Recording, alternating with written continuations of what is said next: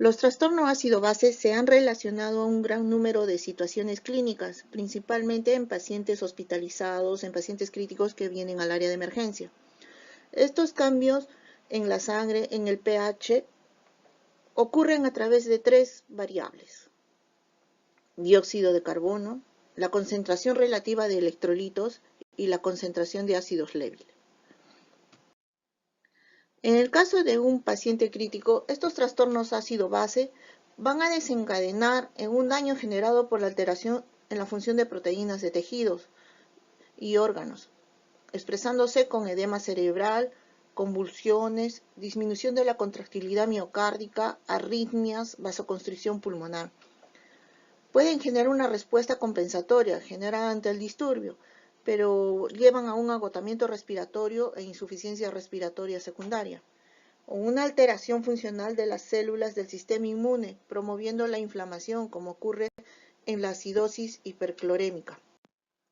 Los términos acidez y alcalinidad se refieren a la concentración de iones protón en una solución. Estos se pueden expresar tanto en nanomoles por litro como en pH. El pH tiene unos rangos de normalidad que va de 7.35 a 7.45. Es lo normal. Para el término de las ecuaciones vamos a usar como valor intermedio el 7.4. Los extremos de vida son de 6.8 a 7.8. Si es en un valor menos de 7.35, estamos hablando sobre acidemia. Y si es un valor mayor de 7.45, sobre alcalemia. Tenemos aquí una tabla en que nos describe los valores normales que vamos a encontrar en los gases arteriales. Para la interpretación del ácido base es importante evaluar la concentración de ion hidrógeno. Debemos tener en cuenta que la generación y excreción de iones protón diariamente se producen 15.000 nanomoles de CO2 por metabolismo endógeno, que luego estos son excretados por el pulmón. La dieta normal produce aproximadamente de 50 a 100 miliequivalentes de iones protón por día. El exceso de bases nos va a ayudar para cuantificar la normalidad metabólica, corrigiendo el pH, ajustando el PCO2 a un normal de 40 milímetros de mercurio, permitiendo de esta forma una comparación con el bicarbonato corregido. Si el exceso de base sale negativo, nos quiere decir que el bicarbonato ha sido depletado.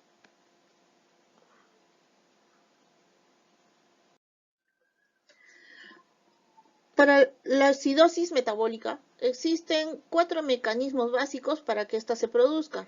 Una es el consumo de bicarbonato por excreción disminuida de los iones protón, el consumo de bicarbonato por producción incrementada, por pérdida de producción de bicarbonato, por dilución de bicarbonato. En todo paciente con este trastorno debe medirse el anion gap para tipificar bien la acidosis. El anion gap es la brecha existente entre la concentración de cationes y aniones séricos medidos. Hay que tener en cuenta que el sodio es el catión más importante de nuestro organismo y bicarbonato y cloro son los aniones más abundantes en nuestro organismo. Por lo tanto, el anion gap es la resta, ¿no?, de sodio menos bicarbonato más cloro, cuyo valor normal es de 8 a 12 milimoles por litro. Pero es independiente este resultado del tipo de analizador usado.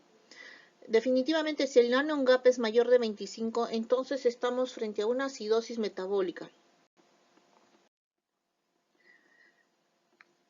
¿En qué cuadros vamos a presentar anion gap elevado? Por ejemplo, en acidosis láctica, la cetoacidosis diabética, la falla renal, la presencia de tóxicos, dentro de ellos el etilenglicol, el metanol, salicilatos.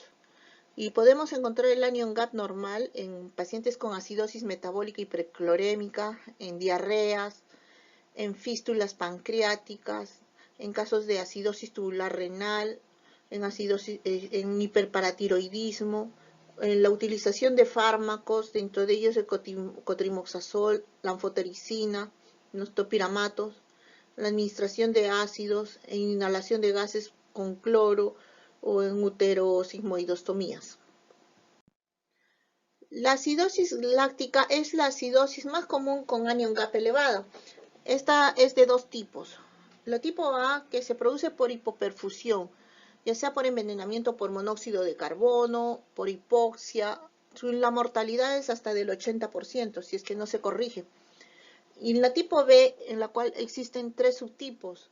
El B1 es cuando hay presencia de trastornos sistémicos graves como la falla hepática, diabetes mellitus, neoplasias, convulsiones, sepsis. La tipo B2 está relacionada con fármacos o toxinas. La B3 en relación con errores congénitos del metabolismo. Existen sistemas de compensación ante el disturbio ácido-base. Dentro de ellos, los sistemas químico-amortiguadores. Dentro de estos podemos tener en cuenta que el bicarbonato constituye el 50% de la capacidad amortiguadora del plasma, el 30% de la hemoglobina y el 20% está dividido entre proteínas y fosfatos. Debemos tener en cuenta que en casos de anemia severa, este sistema de amortiguación va a disminuir significativamente. El sistema respiratorio, como con sistema compensador, se va a iniciar en pocos minutos. En caso de acidosis láctica metabólica, el 50% de la compensación se obtiene en 2 horas, quedando ya un 75% de la compensación va a ocurrir en 24 horas. En caso de alcalosis metabólica, el 30% de la compensación se va a dar entre 12 a 24 horas y el 60% de compensación lo vamos a tener ya después de 48 horas. Lógico que si hay pacientes con patología pulmonar, este mecanismo de compensación se va a ver alterado. El sistema renal, la respuesta se va a dar en horas o días. Es el más que reacciona más tardía, pero es el sistema más potente. Se debe tener en cuenta que el túbulo proximal del nefrón tiene una gran capacidad de responsabilidad en la homeostasis del bicarbonato. Los pacientes con injuria renal van a ver afectados este sistema. La concentración de iones protón se regula mediante 3 mecanismos. Mediante la secreción de iones protón, la reabsorción de los iones bicarbonato filtrados y luego la producción de nuevos iones bicarbonato. Las compensaciones serán dadas dependiendo de que el cuadro si es agudo o es crónico. Para determinarlo tenemos las siguientes tablas, ya sea en caso de acidosis o alcalosis. Para el análisis del estado ácido-base nos vamos a basar en 4 principios. Primero, la valoración clínica del paciente y su correlato con el estudio de la gasometría arterial, lo que tenemos. Siempre valorar el estado clínico del paciente y un resultado de laboratorio.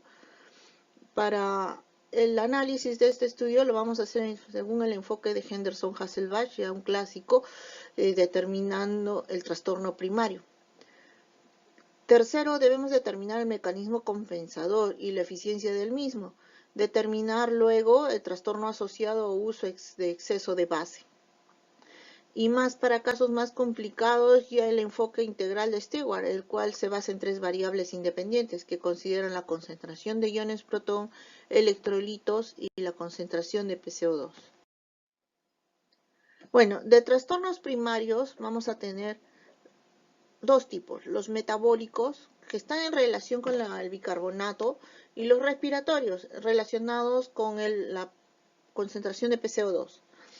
La acidosis respiratoria, por ejemplo, las características que vamos a ver es que el pH está bajo, el PCO2 ha aumentado y el bicarbonato lo podemos encontrar normal o alto. En la alcalosis respiratoria vamos a encontrar el pH alto, un PCO2 bajo y el bicarbonato puede estar normal o bajo. Igual en la acidosis metabólica vamos a encontrar un pH bajo, un PCO2 normal o bajo y un bicarbonato bajo.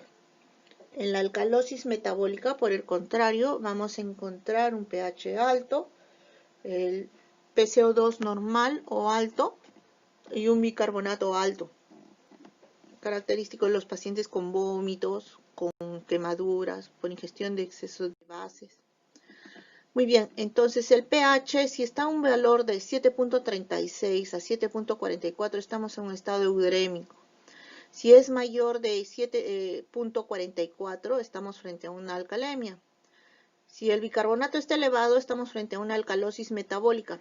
Y si el PCO2 está disminuido, estamos frente a una alcalosis respiratoria. Por el contrario, si el pH es menos de 7.36 y el bicarbonato está disminuido, estamos frente a una paciente con acidosis metabólica. Si el pH es menos de 7.36 y el PCO2 está elevado, estamos frente a un caso de acidosis respiratoria. Estos son los trastornos primarios. Por cada trastorno primario va a tener su compensación. En el caso de una acidosis metabólica, por cada 1 miliequivalente de bicarbonato que baje, se debe compensar con 1.2 milímetros de mercurio de PCO2 disminuidos. En el caso de alcalosis metabólica, por cada miliequivalente de bicarbonato debe de incrementarse el PCO2 en 0.7 milímetros de mercurio. En la acidosis respiratoria, vamos a tener que por cada 10 milímetros de PCO2 que se incrementa, en el caso de agudo, de una acidosis respiratoria aguda, va a elevar el bicarbonato en 1 miliequivalente, y si es crónica, va a elevar el bicarbonato en 3.5. En caso de alcalosis respiratoria, por cada 10 milímetros de PCO2 disminuidos, en la aguda va a disminuir en 2 miliequivalentes el bicarbonato y en caso de cronicidad va a disminuir en 5 miliequivalentes el bicarbonato. En los trastornos secundarios es cuando la compensación del trastorno primario ocurre una respuesta exagerada, ¿no? Si disminuye mucho el PCO2, por ejemplo, en caso de una acidosis, vamos a tener una alcalosis respiratoria. En caso de una acidosis respiratoria, si se incrementa demasiado el bicarbonato, vamos a tener un caso de alcalosis metabólica consiguiente.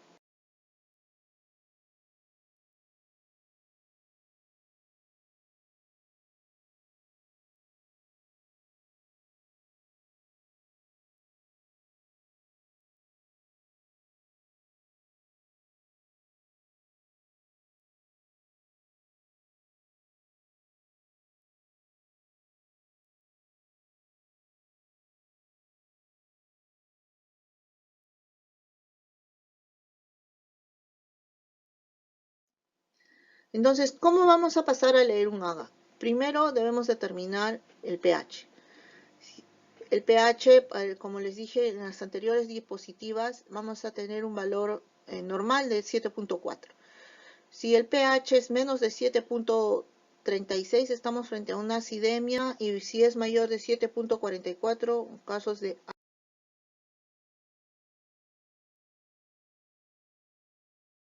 alcalemia. Segundo, determinar qué trastorno primario nos va a explicar este pH, ya sea metabólico o respiratorio.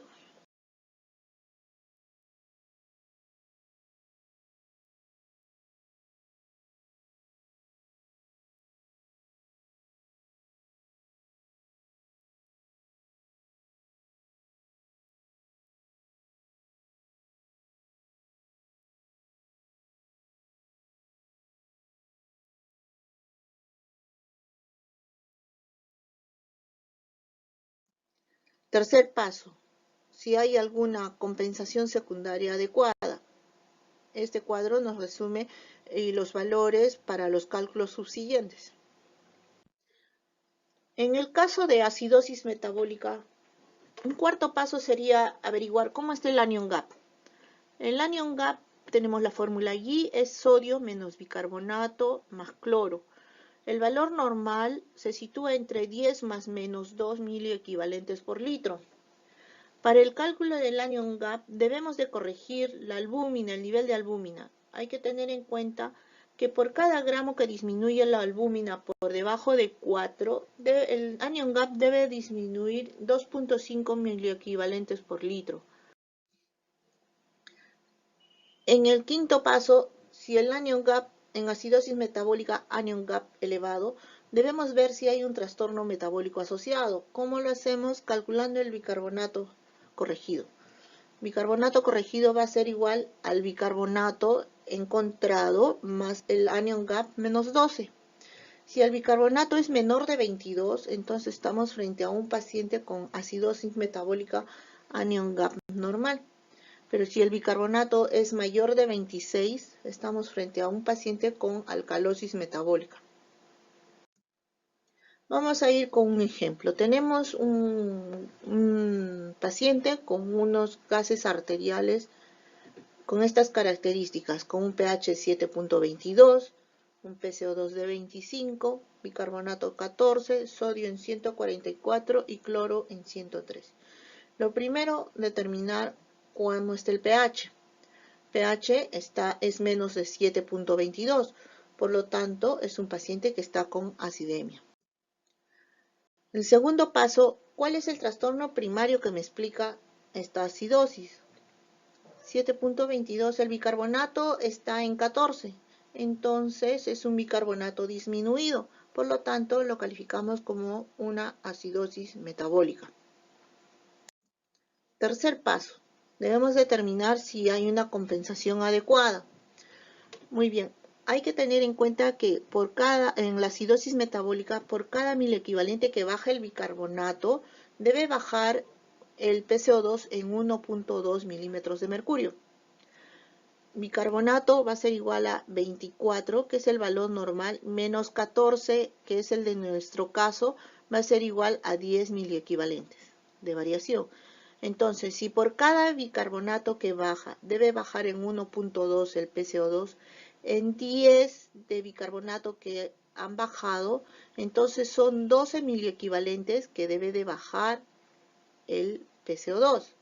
Por lo tanto, PCO2 va a ser igual a 40 menos 12. Nuestro PCO2 compensador debería de estar en 28 más menos 2. Sin embargo, en el ejemplo que hemos planteado, el PCO2 está en 25. Está bajo en relación al esperado, ¿no? Al calculado. Por lo tanto, es un paciente con una alcalosis respiratoria secundaria. En el cuarto paso, debemos determinar cómo está el anion gap en el caso de acidosis metabólica, ¿no? El anion gap es igual a la resta de sodio menos cloro más bicarbonato. En nuestro ejemplo, el cloro es 113 más 14, lo cual nos da 127. A esto debemos de restarle el valor del sodio. 144 menos 127 nos da un valor de anion gap en 17, lo cual nos quiere decir que es un anion gap alto. Estamos frente a un paciente con una acidosis metabólica anion gap alto. Debemos de preguntarnos si hay algún otro trastorno metabólico asociado. Para ello es que debemos calcular el valor del bicarbonato corregido. El valor va a ser bicarbonato más el anion gap menos 12. Entonces, bicarbonato corregido va a ser igual al valor de 14 más el anion gap 17 menos 12. El valor nos va a salir en 19. Entonces, estamos frente a un paciente que está con una acidosis metabólica anion gap normal. Por consiguiente, en este caso, vamos a tener el diagnóstico gasométrico de acidosis metabólica anion gap alta, más una alcalosis respiratoria compensatoria con una acidosis metabólica anion gap normal. ¿Qué disturbios metabólicos nos van a llevar a una acidosis? La sobreproducción de ácidos diferentes al bicarbonato, la ingestión de ácidos o ácidos potenciales, la falla en la excreción de ácidos diferentes al bicarbonato y la pérdida de bicarbonato, ¿no?, en la orina o en el tracto gástrico. En el caso de acidosis metabólica, este cuadro nos explica las principales alteraciones clínicas junto con el ácido incrementado en el caso de acidosis. Por ejemplo, en una cetoacidosis que ocurre por una alteración del metabolismo intermediario, ¿no es cierto?, va a elevarse el ácido hidroxibutirato o el ácido acético. El anion gap se va a ver incrementado. En el caso de una acidosis metabólica por acidosis láctica, el que va a estar incrementado va a ser el ácido láctico y el anion gap va a estar incrementado. En el caso de una falla en la excreción de ácido, por ejemplo, cuando hay una producción renal inadecuada de amonio, en casos de falla renal crónica, lo que va a incrementar va a ser el ácido sulfúrico o el fosforito producido por el metabolismo. En este caso, el anion gap va a estar incrementado. En caso de oliguria, va a haber va a haber una falla renal aguda con incremento igualmente del ácido sulfúrico, fosforito producido por el metabolismo. Cuando hay pérdida de bicarbonato en demasía en orina, por ejemplo en casos de acidosis tubular renal, el que va a estar incrementado va a ser el ácido clorhídrico. En caso de pérdidas de bicarbonato por el tracto digestivo, en casos de diarrea, en casos de fístulas, el ácido clorhídrico va a estar incrementado. En estos casos el anion gap, como dijimos antes, va a estar normal. En este ejemplo tenemos unos gases arteriales en el cual el pH está en 7.51, el PCO2 en 46, bicarbonato en 38, sodio en 135 y el cloro en 86. Entonces el primer paso que debemos determinar es cómo está el pH. Claramente podemos señalar de que es un pH algalótico. El segundo paso es ver cuál es el trastorno primario que explica este pH. Vemos que el bicarbonato se encuentra incrementado, ¿no? Está en 38, por lo tanto estamos frente a un paciente con alcalosis metabólica.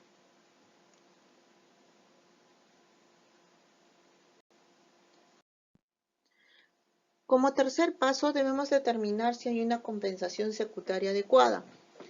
En el caso de alcalosis metabólica, por cada miliequivalente de bicarbonato que se incremente, es de esperar que el PCO2 se incremente en 0,7 milímetros de mercurio.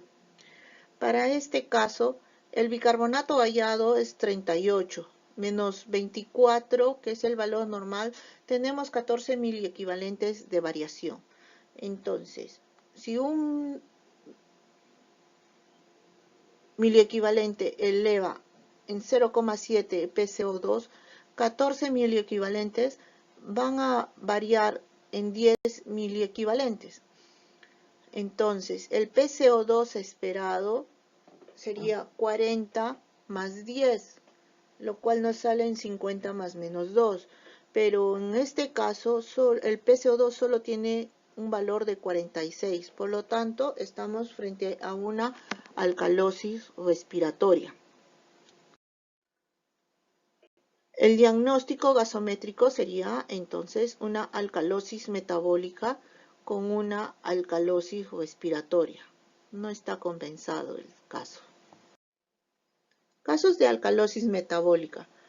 Por mecanismo de pérdida de sodio, cloro, iones protón y agua, podemos tener en caso de pacientes con vómitos, en administración de diuréticos por tiazidas o furosemida.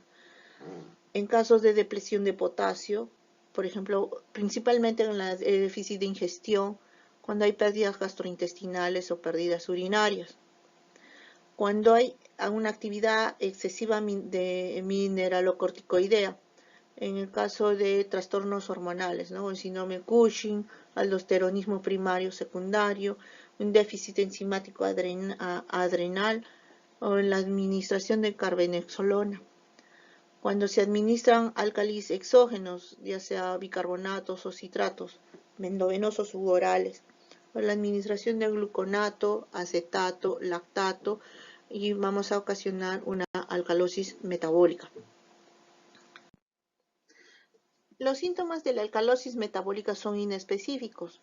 Podemos ver que a nivel del sistema nervioso central va a disminuir el umbral epileptógeno, ocasionando confusión, delirio, a un pH mayor de 7.55. Podemos encontrar debilidad, espasmos, tetania. A nivel cardiovascular, los antiarrítmicos se van a ver disminuidas en eficiencia, favoreciendo la toxicidad por digoxina. A nivel pulmonar, inhibe los quimiorreceptores del centro respiratorio, facilitando la hipoventilación alveolar. desplazando hacia la izquierda la curva de disociación de la hemoglobina.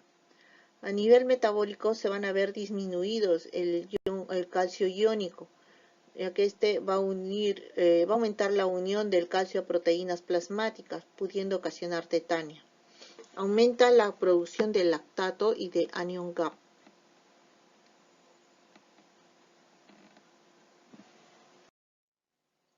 En el caso 3, tenemos un pH de 7.47, un PCO2 de 20 y un bicarbonato de 14. Primero debemos determinar cómo está el pH. Es un pH francamente alcalótico. El segundo paso, debemos determinar cuál es el trastorno primario que explica este pH.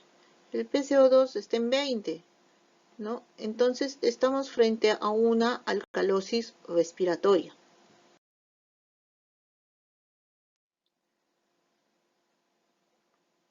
Ya tenemos un primer diagnóstico. Debemos determinar si hay una compensación secundaria adecuada.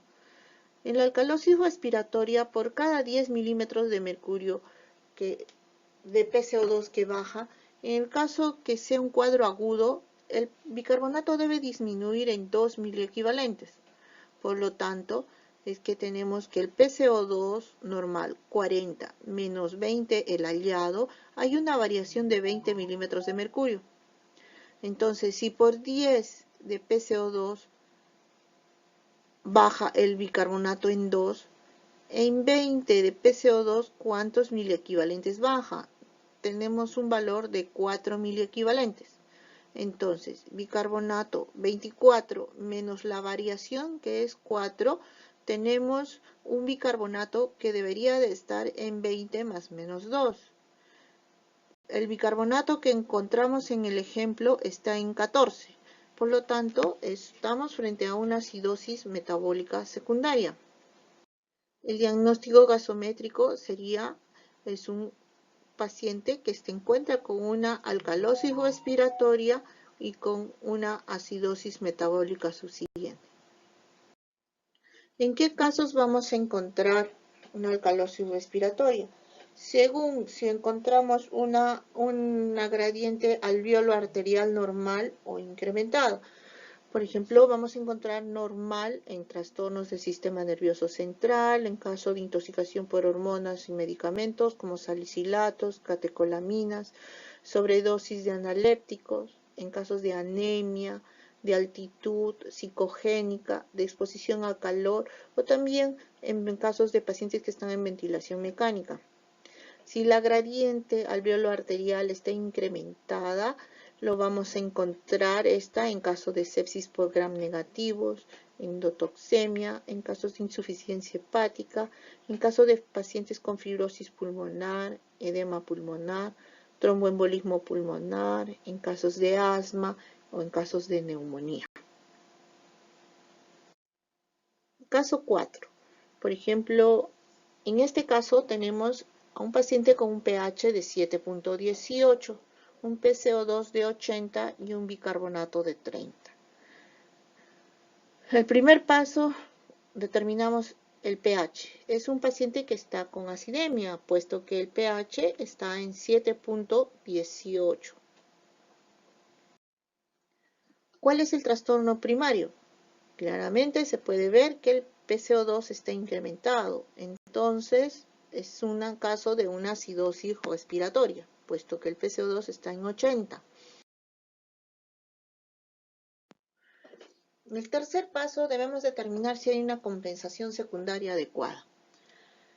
Estamos frente a en caso de acidosis respiratoria, por cada 10 milímetros de mercurio de PCO2 que se incremente, en el caso de un cuadro crónico, el bicarbonato se eleva en 3.5 miliequivalentes por litro.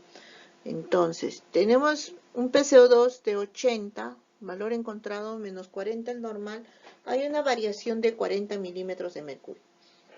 Entonces, si por cada 10 de PCO2 el bicarbonato va a incrementarse en 3.5, en 40 vamos a ver que debe haber una variación, un delta de 14. Vamos al bicarbonato. El bicarbonato supuesto para considerar que hay una compensación debería de ser 24 más 14. El bicarbonato deberíamos de encontrarlo en 38 más menos 2 miliequivalentes por litro. Sin embargo, lo encontramos más bajo del esperado, se encuentra en 30. Entonces, por lo tanto, estamos frente a un paciente con acidosis metabólica secundaria. El diagnóstico gasométrico sería una acidosis respiratoria con una acidosis metabólica secundaria. Acidosis respiratoria, según la diferencia alveolo arterial de oxígeno. Vamos a tener dos casos, ¿no? Que la gradiente alveolo arterial está normal o elevada. Cuando es normal, podemos decir en casos de trastornos del sistema nervioso central, en caso de sobredosis de medicamentos, en traumatismos, en ACVs, en casos de enfermedad de médula o neurotoxinas, trastornos del sistema nervioso periférico como en Guillain-Barré, esclerosis múltiple, en miastenia, en trastornos de la pared torácica, ya sea por toracoplastías, espondilitis anquilosante, o en trastornos de los músculos respiratorios, ¿no? En caso de poliomiositis, distrofia muscular, en caso de ventilación mecánica. En cambio, cuando la gradiente está elevada, típicamente lo vamos a encontrar en enfermedades que afectan al pulmón en sí. Por ejemplo, EPOC, asma bronquial, infecciones graves, síndrome de estrés respiratorio, en caso de TEP, enfermedad pulmonar intersticial, en edema pulmonar intersticial, en caso de COVID. También vamos a encontrar la gradiente alveolo arterial elevada en casos de enfermedades pulmonares y de la pared, por ejemplo, escoliosis.